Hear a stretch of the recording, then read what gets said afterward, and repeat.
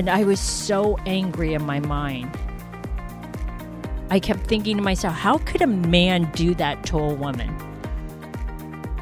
Here she had a partner and a husband in life, but he wasn't there for her when she needed him the most.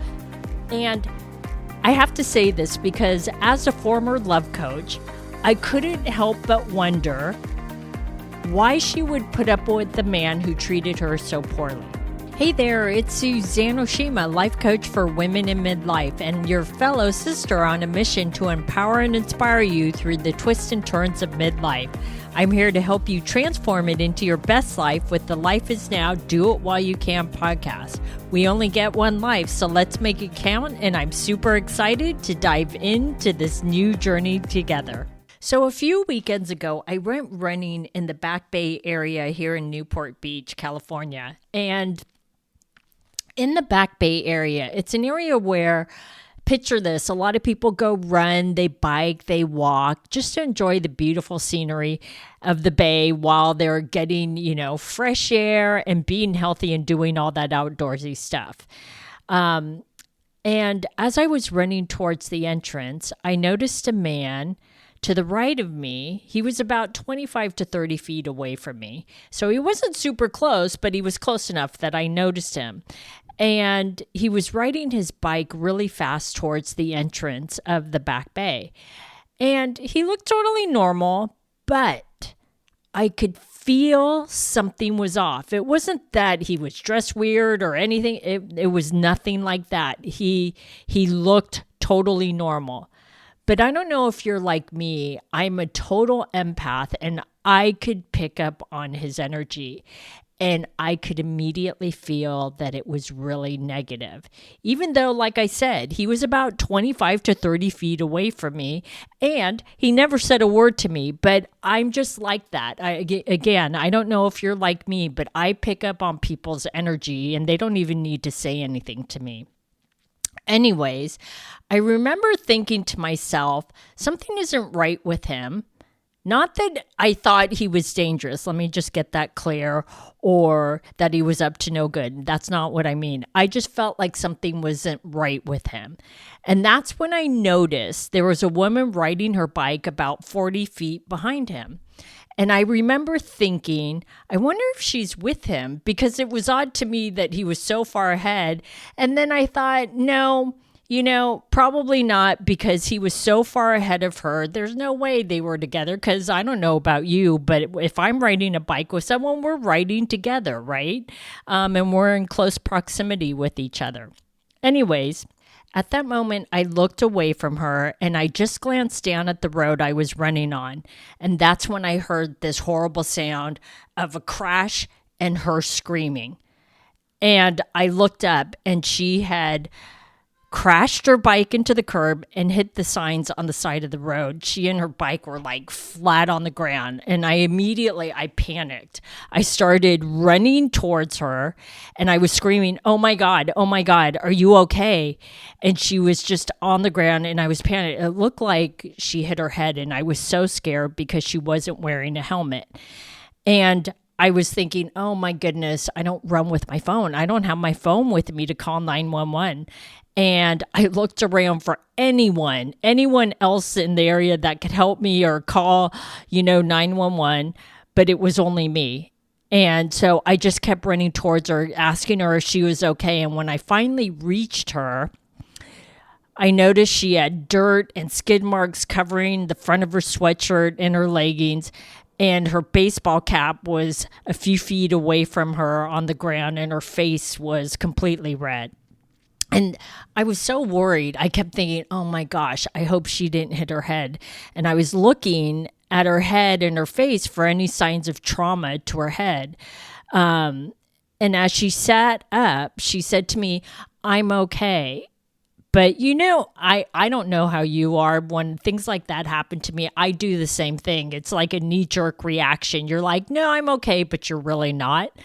And so I just kept looking to see if there was any trauma to her face, her head, and to see if there was any blood. And there wasn't. The good news, there wasn't. But she definitely didn't look okay, and she was definitely in shock to what just happened to her. Anyways, I asked her what happened, and she said, he always does this. He writes so fast that I can't keep up with him. And at first I was kind of confused because the he, quote unquote, that she was talking about wasn't there. He was nowhere to be found. I was like, who's she talking about? And then that's when I actually realized that she meant that guy that I first saw zooming, riding really fast down this road on his bike. And I assumed that the he she was referring to was her husband because I noticed she had a wedding ring on. And all I could think of was, what a jerk. And I kept thinking, if he does this all the time, why does she stay with him? Of course, I'm not saying this to her, but I'm thinking this in my head. And she continued to tell me, as I'm thinking this, I'm okay. And you know that one of those situations where someone keeps saying they're okay, but you're like, oh, I don't think you're okay. Anyways, I wasn't sure. So I told her I didn't want to leave her until I was really sure she was okay. So I just kind of sat on the curb with her and talked to her, let her catch her breath and calm down. So while we were waiting, I kept waiting for the he who she said does this to her all the time. I kept waiting to see if he noticed that she wasn't behind him and that he would come back and see what happened and to see if she was okay, right? Because that's what normal people do. But it never happened. And after a few minutes, I felt comfortable leaving her. As she said, she didn't need a medical attention, and I wasn't going to force her, right? I mean, she's a grown adult. But I felt comfortable. I felt like, okay, she can take care of herself now. And so I got up and I began my run on that Back Bay Trail. And as I'm running, I kept thinking, I'll run into the guy on the bike. And surely, he would be on his way back at some point to find her and see what happened. And I envisioned in my mind that I would tell him, hey, in my mind, you're a jerk. I wouldn't say that, but I would say, hey, your wife took a really bad fall on her bike. You got to go back and help her. And as I kept running and running and running and getting further and further away from her, I never ran into him. I was looking, but I never ran into him because he never turned back. And he never looked back to notice his wife wasn't right there with him. Or maybe he did notice, but surely he didn't care because he would have turned back if he did. And I was so angry in my mind. I kept thinking to myself, how could a man do that to a woman? Here she had a partner and a husband in life, but he wasn't there for her when she needed him the most. And I have to say this because as a former love coach, I couldn't help but wonder why she would put up with the man who treated her so poorly. And I wondered why she didn't leave him if, in her words, she said to me, he does this all the time. Those were her words, not my words, her words. He does this all the time. And I wondered why she would stay with a man who wasn't by her side in life. And right then, she rode by me, trying to catch up to him. She didn't even notice me. And as she rode by, I was completely heartbroken. I was completely heartbroken for her because she deserved better, way better. And I only wish she could see that she was chasing after someone who would never be there for her. And it got me thinking about you. Who is walking by your side in life? And I'm not just talking about a husband, partner, or boyfriend, because not everyone needs or wants a man in their life. And that's okay. You may be perfectly content being single, right? So when I say walking by your side, it can be just a good friend. So when I say who is walking by your side in life, I mean it could be a husband, partner, boyfriend, or a good friend. And so I ask you that because is that friend or partner by your side, is he or she celebrating your wins, making sure you're okay, and is there for you when you need support or a shoulder to cry on? Or is your friend or partner 10 steps ahead of you? Or maybe even 20 steps ahead of you? Or maybe 50 yards ahead of you? Not caring what's going on in your life. Doesn't make time for you.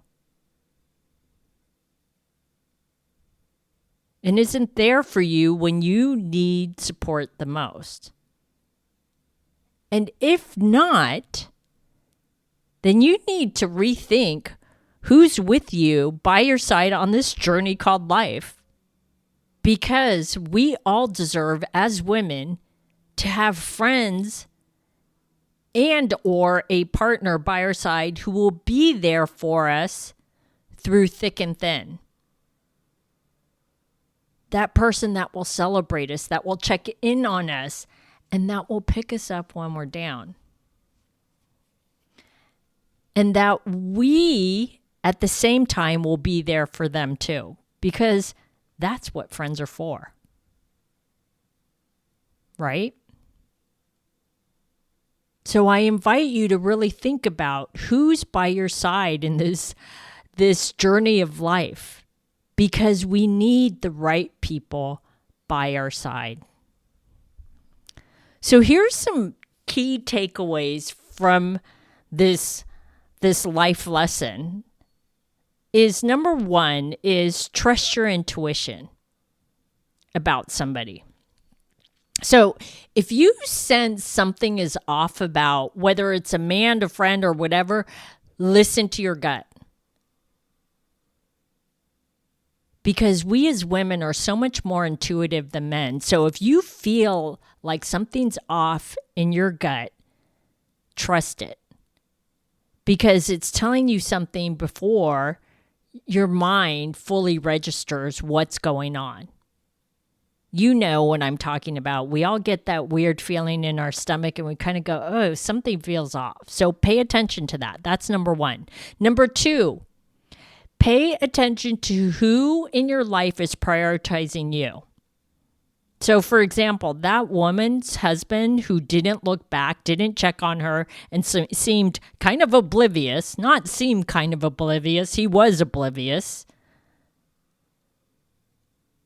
He wasn't there for her. He didn't prioritize her. So, in relationships and friendships, remember this, is actions speak louder than words. If someone repeatedly shows you that you're not a priority, believe them. You aren't. And I know that's hard to hear, but it's the truth. And lastly, number three, you can't force someone to care. No matter how much you hope for someone to step up, if they don't value you enough to show up when it matters, unfortunately, I hate to say it, you can't make them. And I know no one likes to hear that truth, but it can save you from holding on to relationships and friendships that no longer serve you. Remember, you deserve better when you demand better. Are you feeling all alone on this midlife journey? You deserve a circle of friends who will stand by your side, celebrate your wins, and support you through all of life's ups and downs. Because no woman should have to navigate midlife alone, and neither should you. The Circle of Love Sisterhood is opening its doors this spring, so join the waitlist now and you'll be the first to know when it's time to step into the community you've been searching for. Go to SuzanneOshima.com/waitlist.